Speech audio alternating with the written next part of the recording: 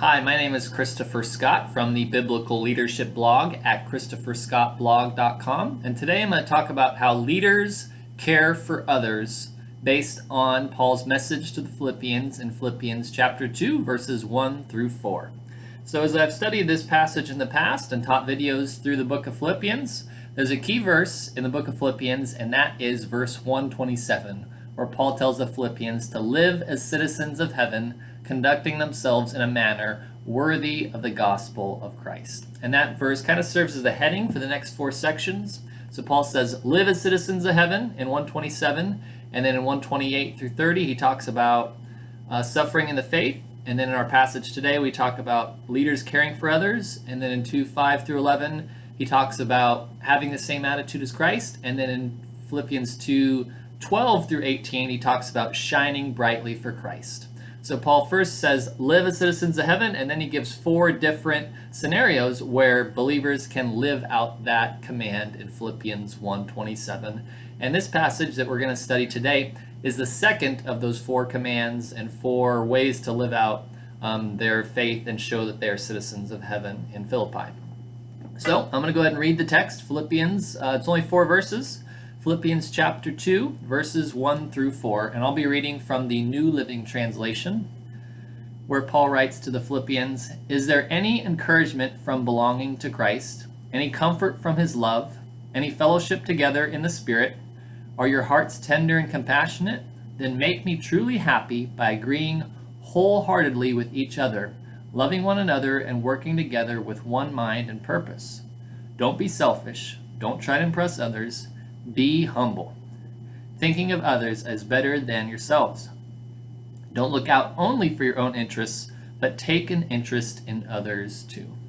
So I like Philip Comfort's words here when he talks about this passage, this section in Philippians, where he says, the Philippians needed humility.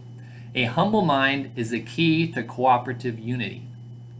Humility is the realization that we are creatures who are totally dependent on God, the Creator. If we are really humble before God, we are totally relying on God. This affects our attitudes towards others, for as equally dependent creatures, we cannot take pride in ourselves. So that's just talking about the humility and how we need to depend on others and care for others as leaders based on this text. So let's go ahead and read through here. I'll take it verse by verse like I normally do and see what Paul is saying to the Philippians and how we can apply it as leaders in our own lives. So Philippians chapter 2, verses 1 through 4, this is some of the most complex Greek in all of Paul's letters. So Philippians chapter 2, verses 1 through 4 is actually one big long verse, one long sentence actually in the Greek text. But when you read it, at least in the New Living Translation, it's 8 sentences.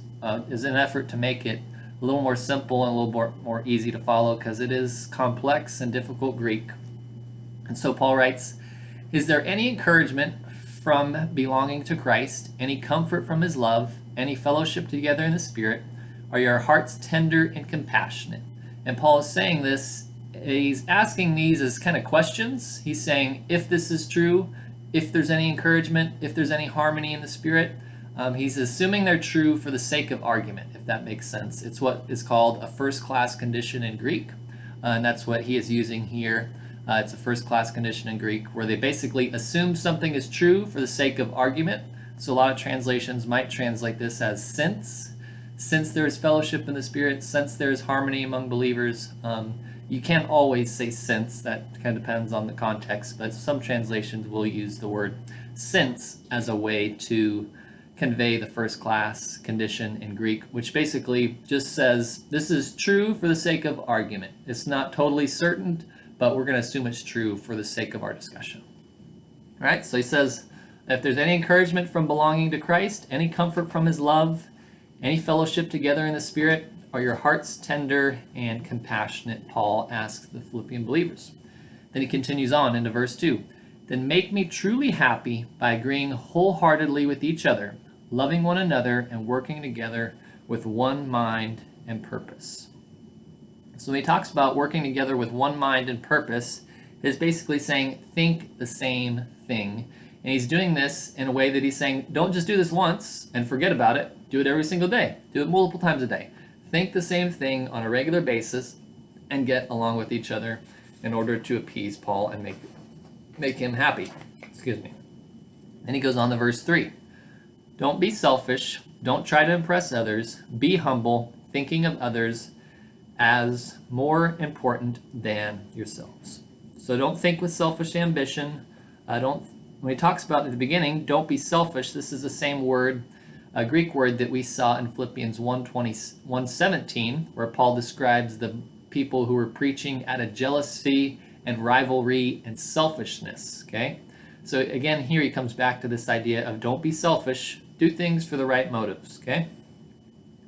When he talks about humility, this is important because, as I've mentioned in past videos, that the people in Philippi were citizens of Rome, right? Because they were in Philippi, that was a province of Rome, and as that province, they got to have Roman citizenship, got to follow Roman laws, got to be part of the Roman culture, and that was a big and important deal and a very prestigious idea for them in Philippi. So, in order to combat that, Paul reminds these people, don't be selfish, don't try to impress others, but instead be humble, okay? It's okay to be humble, it's okay to think of yourself less. Don't think about yourself all of the time, pretty much is what he's trying to say. And then in verse 4, Paul says, don't look out only for your own interests, but take an interest in others too, okay? So this is an important idea here, because Paul doesn't say, totally sell everything you have, give everything away, go live under a bridge somewhere as a way to think of others. No, he says, don't look out only for your own interests, okay? So you can look out for your own interests, but don't make that the only thing you pay attention to. So don't look out only for your own interests, but take an interest in others too, right? So that's the New Living Translation. Don't look out only for your own interests, but take an interest in others too. A couple other good translations I found is the New English Translation, which says, be concerned not only for your own interests, but about the interest of others as well. That's the New English Translation. And then the English Standard Version says, let each of you look not only at his own interests, but also to the interests of others. Okay? And then the New American Standard Bible says, do not merely look out for your own personal interests, but also for the interests of others. So that's the idea. It's okay to look out for our own interests. It's okay to take care of ourselves and our family within a limited extent, but leaders care for others and look out for the needs of others. And the best example of this I can tell is a story that I like to share about an athlete who in 1996, he was 20 years old and was in college as an athlete and decided to turn pro. And so he turned pro, and as soon as he turned pro, he got a $60 million endorsement deal from Nike in 1996. So he's 20 years old, he's an exceptional athlete, and now he is amazingly rich, okay?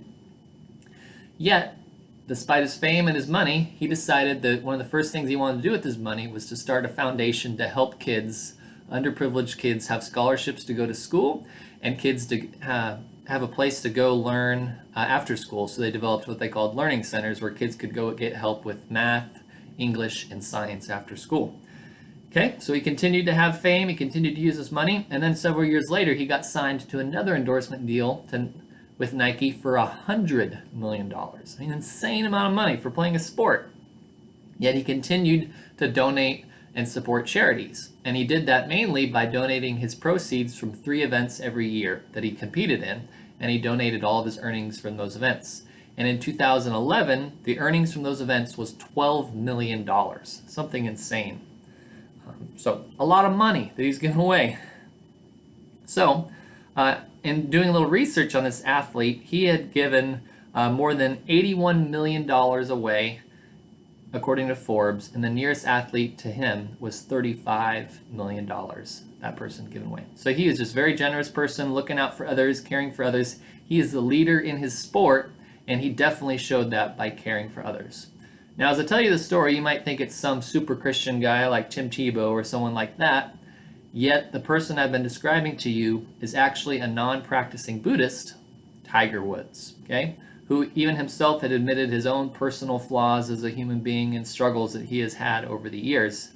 Yet as someone who is a Buddhist, and even himself will say he doesn't really practice Buddhism, if someone who's a non-practicing Buddhism places that much emphasis on serving and helping others, how much more emphasis should we provide as Christians to serve and care for others?